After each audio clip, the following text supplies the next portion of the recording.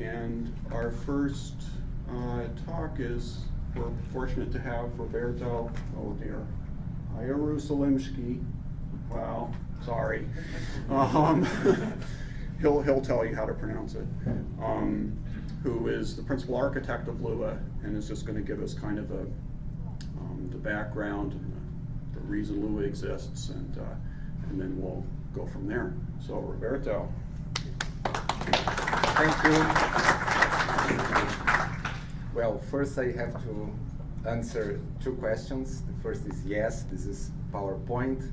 The second is no, I don't like it, but I still could not find a convenient way to write slides in tech. I'm still trying to find a good way for the way I work, but I'm sure I will succeed, but I'm still trying.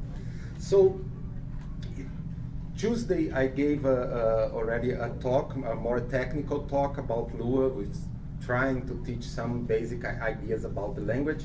So here today I'm not talking about the language itself as Carl introduced it. I'm going to talk more about the background of the project, why Lua exists and things like that. It's more of the about Lua stuff, and I'm not going into too many technical details. And usually I pronounce my name as Ierusalimschy. It's a kind of, so it's almost as he said, but it's E instead of I. So a very general outline of the talk would be what is Lua. I'll try to explain for those of you that don't know what it's Lua. Why Lua, why people choose to use Lua, the main reasons are selling points, why people choose to use Lua. And then I'll talk quite mostly the larger part of the talk would be about Lua evolution. I think the evolution of Lua, how it started, how it changed with time, shows a lot of things about the ideas behind Lua, why Lua is the way it is, and things like that. So what is Lua? Lua is what we call a scripting language. It is a programming language with some specific characteristics, specific features. The first one is that it is interpreted. Interpreted here means not only implementation aspect, but it means that it can run dynamic code. This is what we usually call interpreted language, not an interpreted implementation. So you can just write a piece of code anywhere and can run that immediately. So this is a typical point of scripting languages. It is dynamically typed. It doesn't have type declarations. Type is done at runtime. It has a garbage collection. It has very kind of strong support for strings, like pattern matching and things like that. And it also has some set of features that are not that common in scripting language that I will talk very little today, like coroutines, first-class functions with proper lexical scoping, tail calls, and other facilities like those. Lua is also what we call an embeddable language. What that means, it means that Lua was designed since the beginning to be used like it's being used in Lua Tech, that is to be used together with other applications. It's a kind of thing that you attach to an application to extend the application, to configure the application, to write macros for that application, and things like that. So since the beginning, Lua was developed as a library. It has a very clear C interface, so it's very easy to interface your application with Lua. And what we try to make clear, this is not obvious sometimes, that's not only an implementation aspect.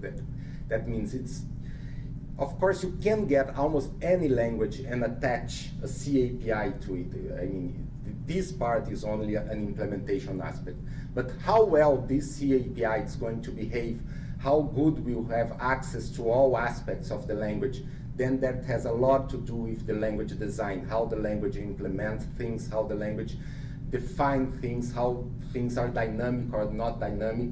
So these things, I mean, the whole design of Lua, it's since the beginning takes in consideration the fact that it is an embeddable language. So almost anything you can do in Lua itself, you can do from outside, you can do from the application, and the reverse is also true. Almost everything you can do from the application, you can do from inside Lua. Of course, there are ways to protect both ways, but this protection is if you want to protect. It's not something that it's impossible to do from the beginning. And Lua, currently it's embedded in a fair share of applications. Lua, it's a reasonable, successful language nowadays. It has several applications that use Lua. Here is just a small set. We have the Olivetti printers, for instance, use Lua in firmware. Nmap is a network analyzer. It uses Lua for scripting. The Wireshark also use most of these applications, except the printer use Lua exactly in the way I said, that they have a big independent application, and they attached Lua for scripting to add script facilities for the application. There is also, this is an application we like very much. This is the next Photoshop, the next version of Photoshop from Adobe. It's called the Lightroom Photoshop or Photoshop Lightroom, I don't remember the order. And this one is kind of, in this case, Lua is kind of the reverse here. The main application is actually written in Lua, and the C++ part actually implements kind of libraries to be called from Lua. So all the hard part, the image manipulation algorithms are written in C, and the application itself, the user interface, how it behaves with the user, is written in Lua. So this is also, we are kind of proud of this application. That's some major project. And for those that already know Lua, knows that Lua is very strong in games. It's kind of almost a standard scripting language for games currently.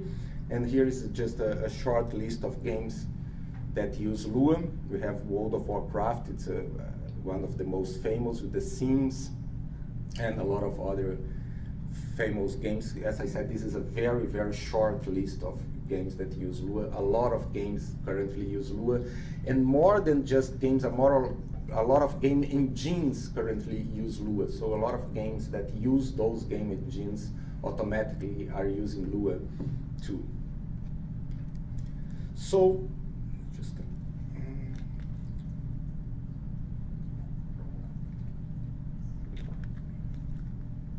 now let's talk a little about why Lua, why people choose Lua, what makes Lua different from other scripting languages.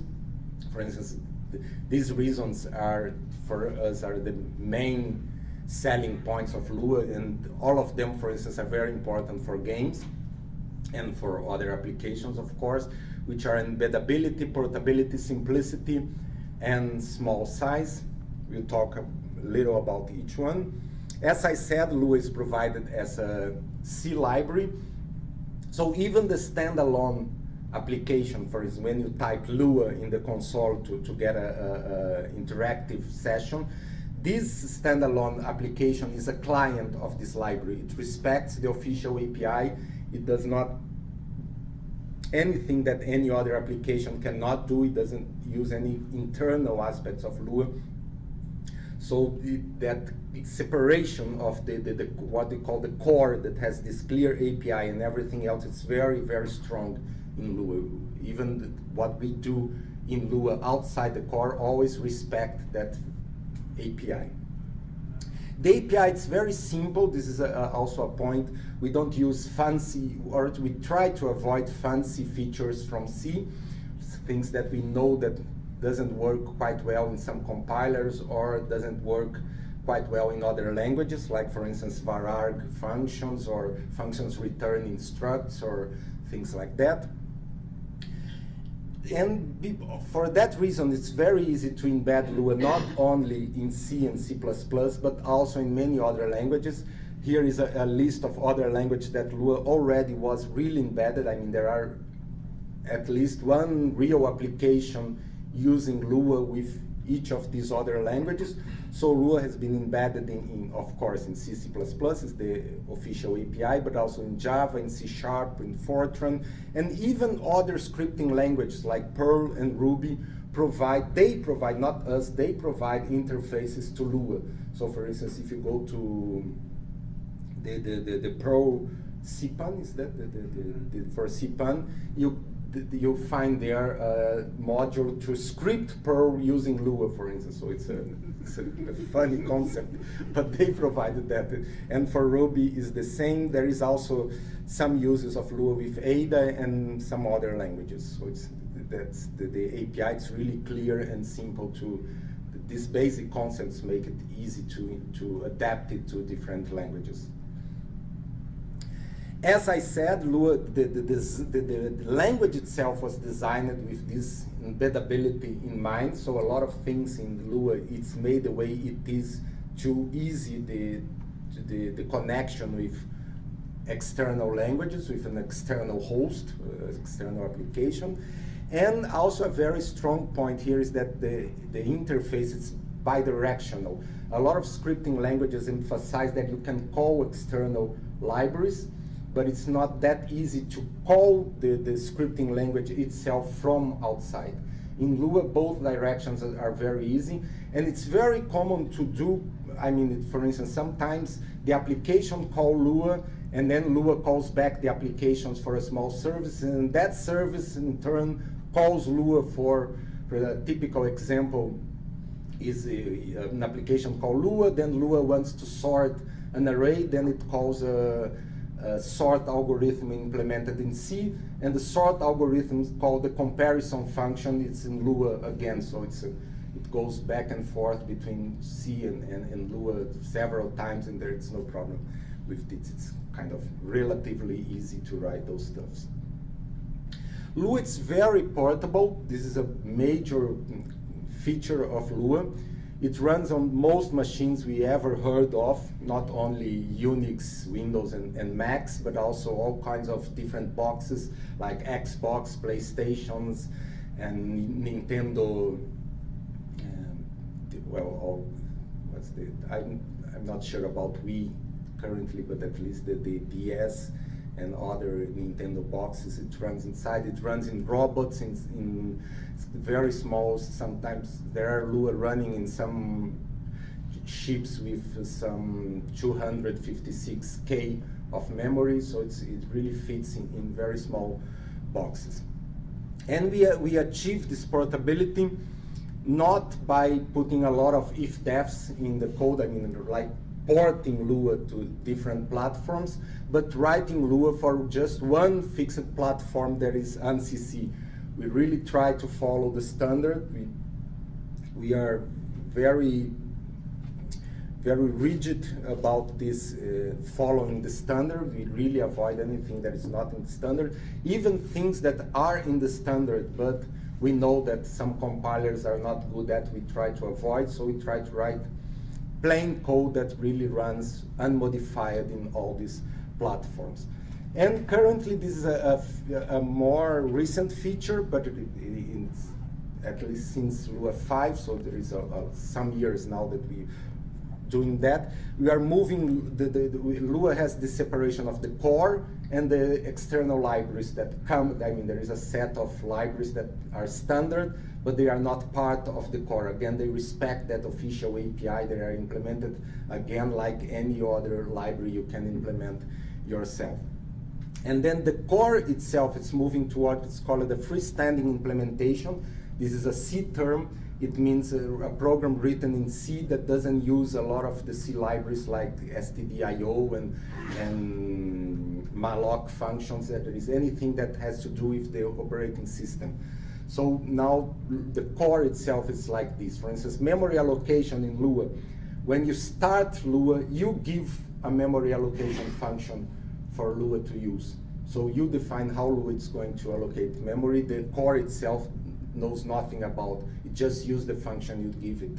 So it has no direct, there is no file star inside the core, for instance. It has no concept of files. Again, if you want to load a piece of code, you give the reader function to it. So you use that function to read stuff. And so, for instance, that function can be a function that uses fread, but Lua itself knows nothing. I mean, the core knows nothing about files or about that stuff. And Lua, it's also, well, this is not a very precise concept, but we think Lua is a very simple language. It has only one data structure. There is tables. Tables is Lua name for associative arrays. The complete manual here is the complete manual. It's kind of, this includes all the language, includes the standard libraries, and includes the C API, the whole API with C, and it's not a very small font. So it's not like a dictionary. There is, so you can read it without glasses. So, or I can read it without glasses. And we do what we call, we have this slogan, there is mechanisms instead of policies. Usually we try to impose a right way to do things. So this has to do again with the embeddability part. So it's easy to adapt Lua to different applications. For instance, Lua doesn't have an object model for object orientation programming. It has facilities. You can implement inheritance, you can implement simple inheritance, you can implement multiple inheritance, you can implement no inheritance, but it doesn't dictate that this is the inheritance Lua offers you. So it kind of offers a mechanism that you can use to implement those more higher level facilities. And the Lua, it's very small size. It has to do, of course, with the simplicity of the language itself. The implementation is also very simple. It has some 18K lines of source code. The entire distribution, if you get from the FTP, is 200K bytes. The binary, after you compile it with all libraries, is less than 200K bytes in Linux or in the Mac, in most operating systems.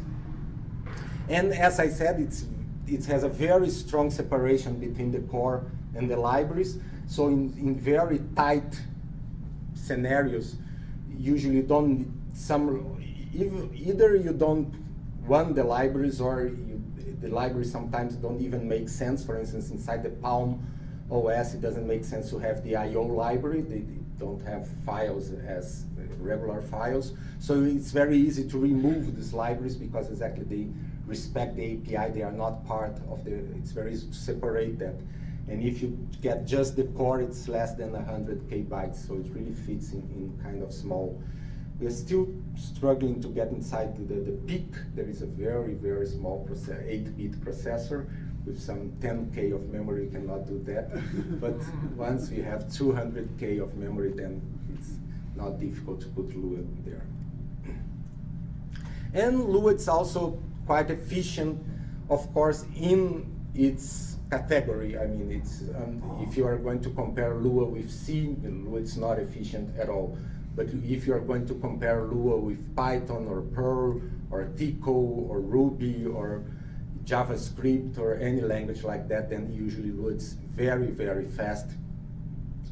And one thing that it's really important, it's that efficient in real code too. For instance, if you get benchmarks, you see that people, well, even Lua does that.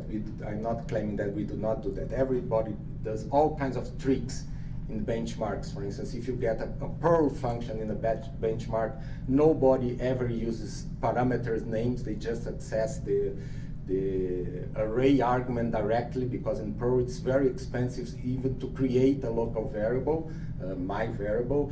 So they use all kinds of tricks in those benchmarks. But Lua, it's really efficient in normal code. I mean, function call is efficient. Parameter passing is efficient. I mean, it's not magical. It's like in C, you have to pay a small price for this. So that's what I said. In benchmarks, you try to avoid anything you can. But in real code, you just write regular real code in Lua. It's reasonably efficient for.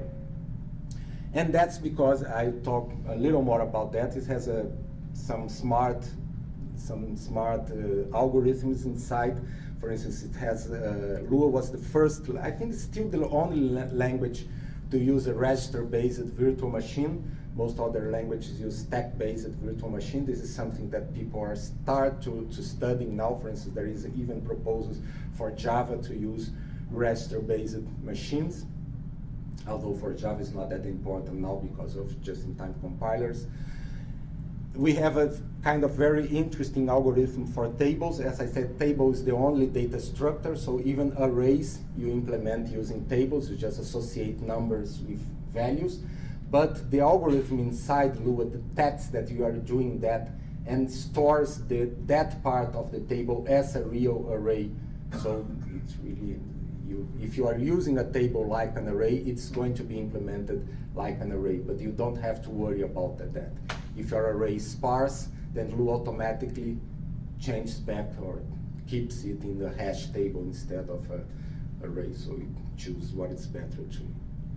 And of course, the simplicity and small size helps efficiency. Almost, for instance, usually the whole interpreter fits in the cache of any CPU. So all those things also help a lot.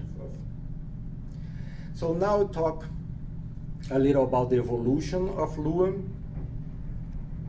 Lua started inside a project between PUC, that is a Pontifical Catholic University, that's our home university in Rio de Janeiro. This is in the left is one of the buildings of PUC. And Petrobras, there is a state-owned Brazilian oil company. That on the right is a very small part of Petrobras. So there is this partnership started way before 1992, started in 1988 or 89, still running this partnership. But in 92, that the story of Lua began. So at that time, we have two projects using what we call at that time little languages. Currently, the official name would be domain-specific languages. At that time, we call it little languages. One was a program for data entry. The other was a program to visualize geological profiles. And so the first program, the idea was that the program was to create graphical interfaces to allow engineers to enter data to legacy programs. So they have those big Fortran programs that you have to enter data in column and fix it with columns and things like that. So they wanted to create,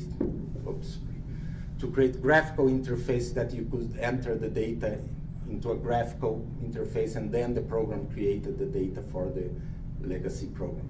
And so you do the drawing, and then you want to associate fields with different parts of the drawing. And so they created that kind of language on the right that described that this drawing is a gasket, and it has those fields. For instance, there is a field D, there is of type float, and the initial value is 0. There is another, it's not in the drawing, but should be another field Y. There is again is a float, and it has, and a T, there is an integer, and the default value should be 1. And then they started to add stuff to this language. So in the bottom, for instance, there is some conditions that the values should satisfy, so the program can check those conditions and present error messages or warnings or things like that. And soon they started to need more facilities for that language. That kind of language is very restrict for them for things they want to express.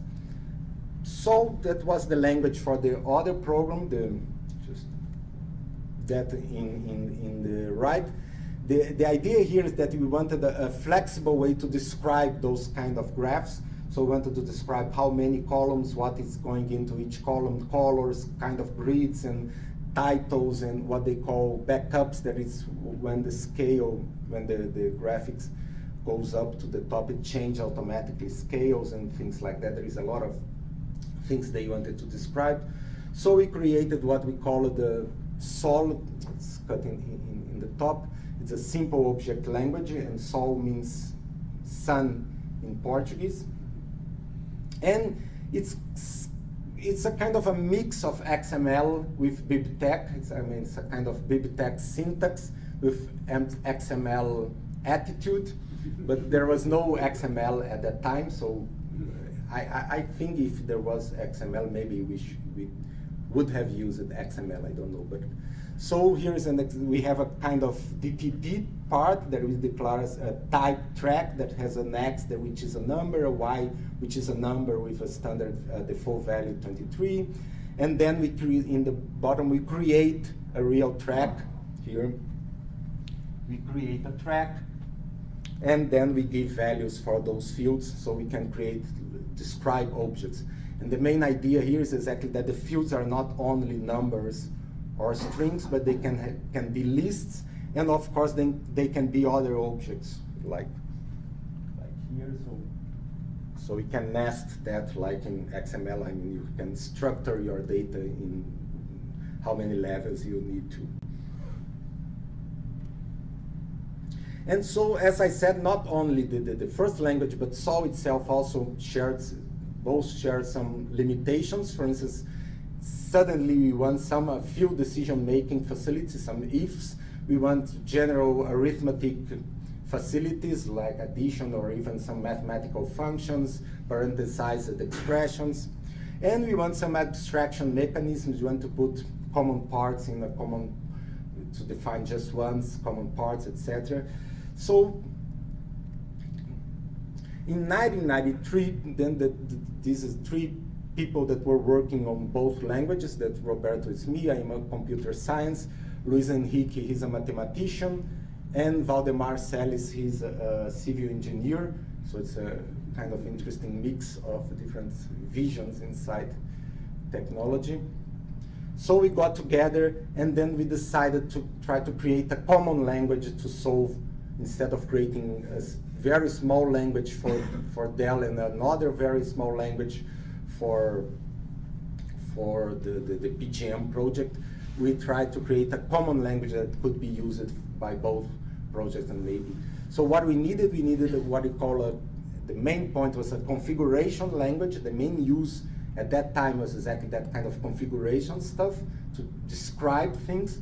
But we also wanted a complete language. We noticed that we should have whiles and if then else and assignments and variables and stuff like that.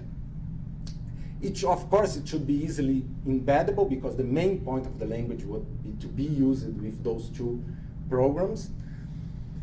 Should be portable at that time for a very specific reason, because Petrobras, the oil company, they had some laws, because it's state-owned, they have some laws that restrict the way they can, now it's not that way, but at that time that restricted the way they could choose what kind of machines they were buying. So for instance, they could not say, I want to buy a Sun machine because this is unfair. So they had all kinds of different machines.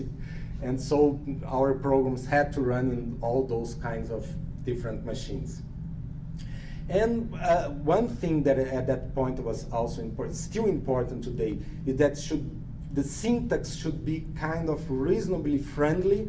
I mean, we joke it's not supposed to be used by our mothers, but it's supposed to be used by non-programmers, by technological people, but usually people that are not professional programmers, like geologists, civil engineers, or users like that. So it should have a not very complex syntax.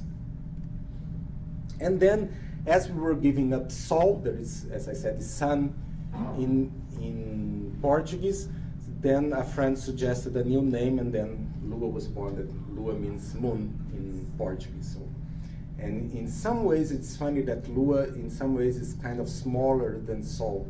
I mean, it's larger in some ways, but it's smaller in some other ways.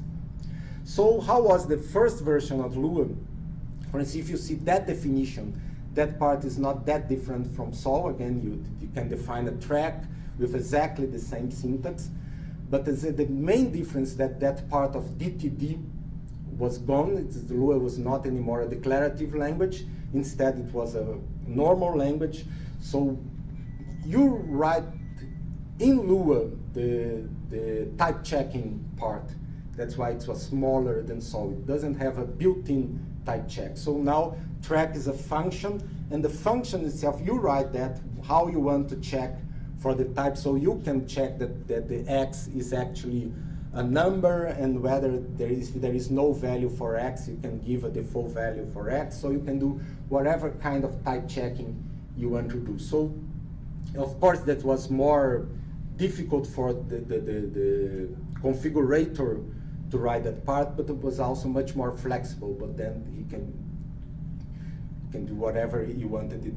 The idea here is that someone writes the second part first, like in the DTD, and then the final user writes only the first part. He doesn't even need to see this second part. So there is a kind of a expert user, as we call it, that would configure the program, and then the final user would only use those definitions. So the first version of Lua, that it was called 1.0 a posteriori, that means we had no idea of versions of anything like that, it was just something that worked, that was great, that was very good. It has a very standard implementation. It used Yak and Lek to build the compiler, and then it created opcodes for, at that time, a stack-based virtual machine. And the simplest thing that could possibly work, this is a slogan from Extreme Programming, and we were really very serious about that. I mean, it's really, when we look at that implementation, sometimes we have some shocks. We see, wow, how could that work that way? But it was that way, and it worked. So it was less than 6,000 lines of code. Since the beginning, tables was very, very important, was the only data structure. Everything that we saw, records, lists, and objects, are just different syntax inside it. Everything was represented as associative arrays. And here in the back, you see how we were serious about the simplest thing that could possibly work. For instance, at that first implementation, tables were implemented as linked lists. It was not even a hash table, it's just search the list for, but it worked, it was okay, it was, and we had very low expectations at that time. But what we wanted to solve our problems with those two programs, and if possible, if it could be useful for other programs, that would be great. But our main expectation was we want to build Dell and PGM. And fulfilled our expectations. Both programs used Lua successful. The PGM, that one of drawing oil well profiles, still in use today in some oil platforms. And for our surprise, it was a big success in Tecgraf. So soon several other projects at Tecgraf were using Lua for all kinds of stuff. I must be fair, those pictures are not all of them for program. I mean, all of them use Lua, but not all of them use Lua just in version 1.0. Some of them are more recent, but anyway, just an illustration of several. So what happened is that we already had real users very soon. I mean, we were in version 1.0 and we had several real users. And those users, not only we had real users, but we had real users next door. So we had very easy access to us. We could not just ignore their emails because they knocked on our doors asking things. So there was some new demands. One of the first demands is exactly something that they are having some problems today of huge data files, exactly the idea of to use Lua for data description. We thought about, we are going to describe that profiles and things like that, but soon people were using Lua, for instance, to describe the drawings themselves. So we have just descriptions with some 1,000, 2,000, 100,000 description of polylines, of small segments and colors and textures and things like that. So we need to improve the compiler, we need to improve the table. We did a proper hash implementation for tables. We wrote the first version of the reference manual too, that was a kind of self-defense, because that's the easiest. If you wanted to reply, read the manual, we must have a manual for that. So once we wrote the manual, then when they knocked the door, it's read the manual. But before the manual, we could not answer that. So. And as I said, again, because we wanted to avoid as much as possible to be kind of the oral tradition of Lua, we wrote down the very well-defined API tools, because exactly all those users use Lua in that way, that they have a program, then they wanted to attach Lua to their program. So the API was important, was very important since the beginning. So it was also, we had to document it too. So once Lua started to be a kind of a real language inside Tecgraf, at that time that was in, here I don't have times, but it was around 1994. It was in the big hit at that time was object-oriented languages. So the main two questions we had at the time was, is Lua object-oriented? And the second question was, why not? And so we tried to answer that questions. As I said, we don't want to impose policies. We don't want to make Lua an object-oriented language. I still don't think, I think object-oriented, it's good stuff for some specific things, but it's not the magical solution for everything. So we wanted to kind of a compromise.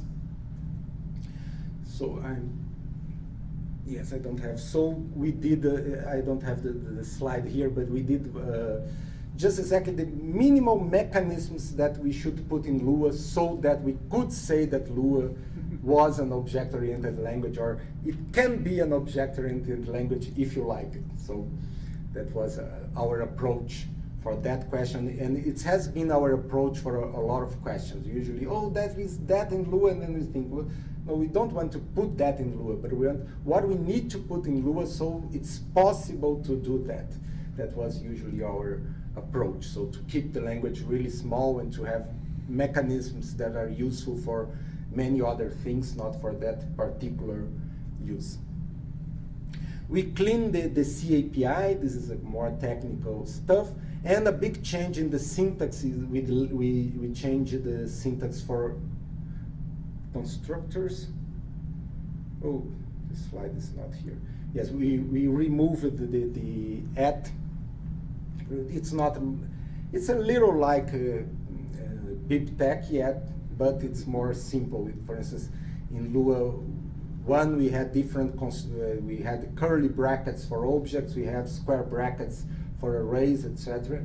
In Lua 2.1, and since then we have only used curly brackets for everything. So it's kind of just syntax gets simpler.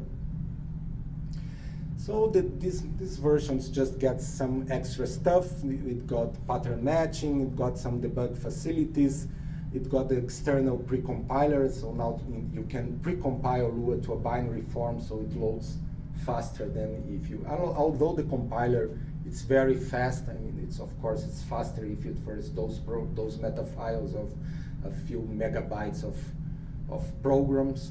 It's faster if you don't need to compile them when loading. So at that time, we started very slowly. We started to move from our Tecgraf base to other user bases. We started just announcing Lua in some usernet groups. We wrote the first homepage in 1995. It was still in my personal homepage, still Roberto. We started to have some very few people replied, oh, I'm using Lua here, I'm using Lua there. So we started to get a few users outside Tecgraf. And in 1997, we started the discussion list. That currently the discussion list is kind of the social life of Lua. It's where it happens, is the discussion list. Everything that's ever discussed in Lua is in this discussion list.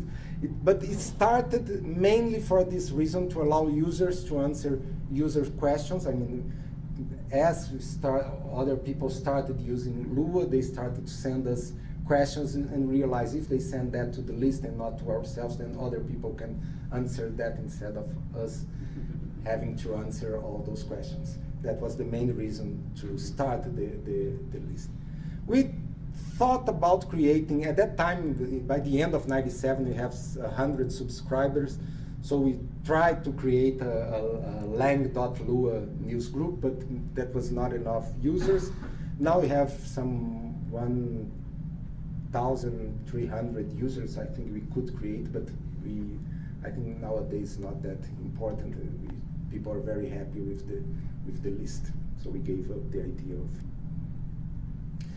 And also in '96 there was 2 papers about Lua that was very funny. There was one a more academic paper in software practice in experience that was very good for our curriculum, but got practically no effect. I mean, nobody ever reacted to that paper, at least at that time. And there was an article in Dr. Dobbs that was not good for our curriculum, but was very effective. We got a lot of replies. A lot of people learned about Lua for the first time because of that article. And in particular, that was this guy from LucasArts, Bret. He sent this message that he read about Lua in Dr. Dobbs, and he tried to use Lua in his game that he was writing inside LucasArts, and he did it actually. And so that was the Grim Fandango was the very first, at least famous, I think it was the very first game to use Lua. It was a very famous game at that time. This was in 1998. And since then, Bret was a kind of evangelizer, that's how you say, evangelizer for Lua. Once there was a game developer conference, he was in the audience and people were discussing about scripting languages, and at the end he stand up and said, "Oh, I used Lua in that game." Of course he has a name because LucasArts is an important company. And many years later, we still find people that say, "Oh, I first learned about Lua when Bret told that." That's just a small comment in the audience. Oh, I want to say there were some 300 people in the audience, and a lot of people. That when Lua really started to spread in the game industry. This is just something that I like. This is another game, it's cut there, but it's the Escape from Monkey Island. Is another game from LucasArts. And at that time they gave us a little credit, I mean a more official, not official, an unofficial credit in this bar that they renamed the bar as a Lua bar in the scenario. So Lua 3.1 got something that it's very important today in Lua. It is more technical, but it got what's called anonymous functions, that you can just create functions on the fly. The main motivations at that time, still for instance in iterators, you want to traverse a table and to apply a specific function to each pair of elements in the table. So we call that function key with parameters key and v for the k and v for the key of the table and the value of the table, and do whatever you want with that par. Another typical uses for callback functions. For instance, you want to define what to do when the user press a button in some widget, and then you want to write a function there. So this is very handy. It's very strong mechanism in Lua since then. I think I'm not sure I have time to discuss that. So just discussing the general idea. There was some pressing then for multi-threading. We always have been discussing multi-threading in Lua since a long time in different settings. The first main pressure was at that time people were still using, but at that time was stronger, the use of Lua for web servers. And so there was a strong, some operating systems that I'm not naming here are not very good at creating processes. They are kind of very slow to create processes. They prefer to create threads instead of processes, so people wanted us to make Lua multi-threading so they could use Lua on those on web servers for those specific operating systems. But we don't like the idea of multi-threading. We still don't like the idea. We'll talk a little more about that. But what they really wanted was processes. I mean, they wanted independent stuff. It just happened that the operating system was not good at creating processes. But then we could create what we call Lua processes. There are multiple independent states in an application that I think LuaTech uses that currently. There was no shared memory. They are completely independent. And so each C thread, you could create threads in C, but each C thread has its particular state, Lua state, and so they do not interfere, at least in the Lua part, they do not interfere at all. So it was kind of... The main problem at that point is that that would require a major change in the API, because now all functions in the API would require an extra argument, which would be what state you want to act upon. So except the first function to create states, but every other function would need. So that would be a big change in the API. So instead, we try a compromise that we had one single variable inside the code that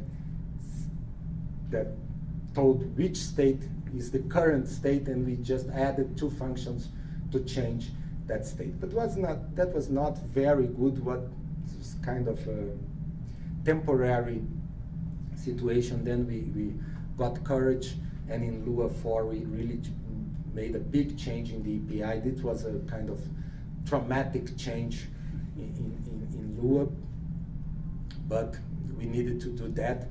And we also took the opportunity as we were changing. We changed a lot of other things. That was a real big change to 4.0. But it helped Lua take the shape it has today. And then when we were planning for 4.1, again we had pressure for multi-threading, but that was a quite different kind of multi-threading. Now people wanted multiple characters in games. They wanted that character do something while that other character do something, and they interact, etc. And they wanted real threads to describe each one. And as I said, we don't like multi-threading. When I say multi-threading, I'm meaning preemption. That means that you can interrupt a thread anytime, and shared memory. Among other things, our main official excuse at that time was that it's not non-portable. And as I said, Lua is follow ANSI. There is no ANSI implementation of threads, so that was a kind of our official excuse.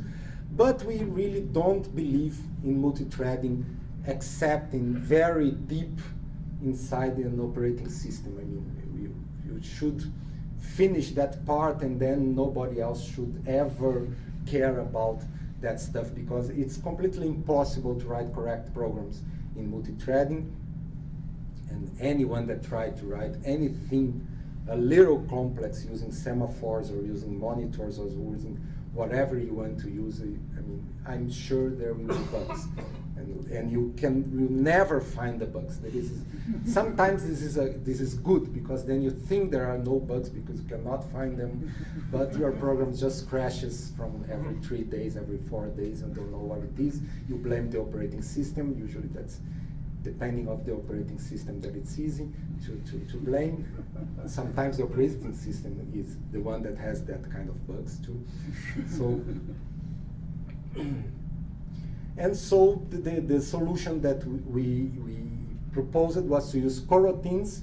That coroutine is almost the main difference of coroutines to multi-threading is that there is no preemption. You cannot stop someone in the middle, just in the air. They have to yield when they want to yield the control. And that happened that was very good for games. Games actually, they prefer, not all games, but most game developers actually prefer sometimes coroutines instead of threads. Lua is usually used in a high level of the game, of description, so it's easy if the characters interact in a predictable way, so one character does something. And of course, in the background, that can be real threading in C or whatever they want to do the action, the movements. But in the high level description, it's easier when you have a more finer control over what's going on. And then we have a lot of plans for 4.1. At that time, I think because it took a long time to settle that coroutine part, so while we were doing that, we developed several new algorithms. When we created the register-based virtual machine, the new algorithm for tables, the one I talked about that store arrays as arrays. We also created new algorithms for the lexical scoping part. There was a lot of changes at that time, and then we decided that we should change again the version, so we went straight from 4.0 to 5.0, and 5.0, as usual, added some other stuff, but that was in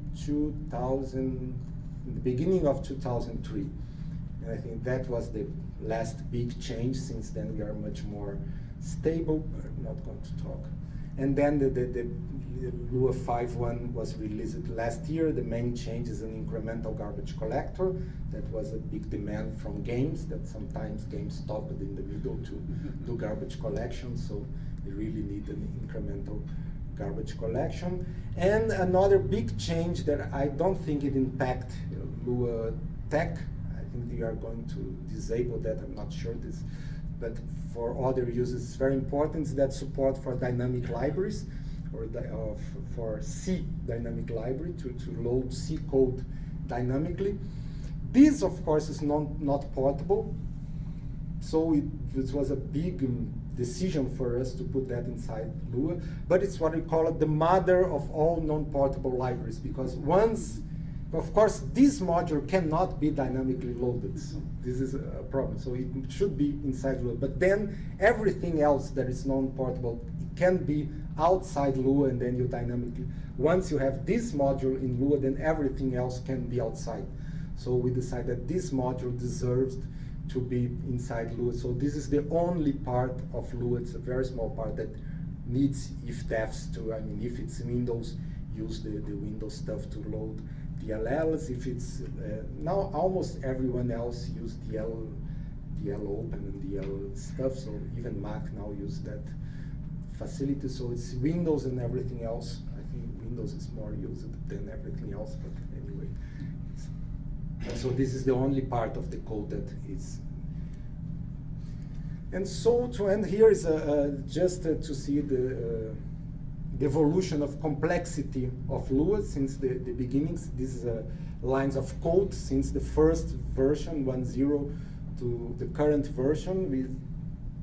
Of course, this is not the real complexity of the language, but it's a kind of a proxy for the complexity. We see that we have a more or less linear growth. This is not exponential, it's not logarithm scale, this is linear scale, so I think we are growing relatively well. I mean, I think we're not exploding. And there are some books about Lua. This is the main book. I have a copy here. Yes, people say the color is never the same. This is the right color here. And it has been translated to German, it has been translated to Korean, it's being translated to Chinese, and surprisingly, it's not being translated to Portuguese. As I was discussing outside, I think people in Brazil think that I should be responsible for the translation. And I say to them, a lot of people ask me, oh, don't you want to translate? We wanted to translate. I go, okay, just give me a contract. It's that easy. People in Korea do that through the emails, just exchange the 5 emails, and that was what was needed. Just do that, and then no, but we it's always. I mean, there is a lot of proposals, but it never happens. So there are some other books. There is the reference manual now is a book, and there is these 2 independent titles specifically about Lua. There are several other books about games that discuss Lua. There are some with a lot of some 7, 10 chapters about Lua. There's others with 1 chapter about Lua. There are others with a few pages about Lua. But a lot of books about games now discuss Lua, but there is one that is completely about Lua, and there is this other one that was the first book from outside our group that discussed Lua outside the game context. And so that's it.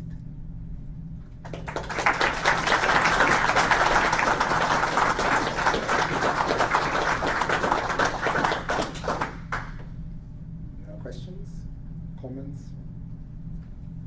Given that you sketched about 15 years of development, do you foresee Lua being stable now for a relatively long time, or do you have a big list of things to do that there's going to be a version 6? Yes, I think yes. That's the oops.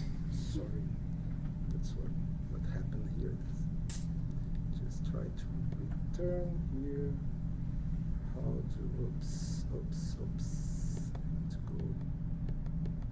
Just a moment. I'll try to arrive there. Oops. This one. You see, we have much larger in here. Here is a time scale, so we have much larger time here, and here is larger time for a minor version. So I think we are much more stable. One of the reasons is that really I think that 5.0 was a kind of maybe the first version that when we released it, we were not thinking about the next one. So we were kind of satisfied with it, a kind of, oh, this is, except for the incremental garbage collector, but that came with, but that implementation, it doesn't affect users. So the other reason, of course, is the books. I think the books are kind of, they are much slower to evolve. So once we have the book with the we are going to change that. We have to release a new edition of the book. All the documentation will be outdated. So this puts a kind of and also, of course, a lot of users outside. You now have much more users than we had. That put a lot of pressure on us not to change things too radically as we did in the past. I think we are much more mature now. On the topic of complexity of the code, so you use number of lines as a measure. Is it possible to get like number of decisions inside the program, like number of if statements or anything or decisions? Yes, I think it would be more or less the same. Same number of ifs, but more processing in between that counts as a. Yeah, no. Maybe. No, I think it's more like what I mean is the number of ifs will be proportional to the number of lines. We didn't change that much our way of programming here, so I think it's more or less the same. As I said, of course, complexity it's very abstract thing. So this is just an approximation. But for instance, you get the manual. If you get the growth in the number of pages in the manual, I think it is more or less like this too. It's not exactly that, but it's linear too. I'm just wondering, are you the main principal programmer? How many programmers are there writing this? Actually, currently, the Lua itself, I am the only programmer. Luis Enrique sometimes writes very small parts. Valdemar just look at the code, but I am practically the only programmer. That's another reason to keep it small. And what we do exactly is that we really encourage people to write extensions, to write libraries, to write stuff outside the core. That's why we want to keep that very strong separation, so we can evolve separately. So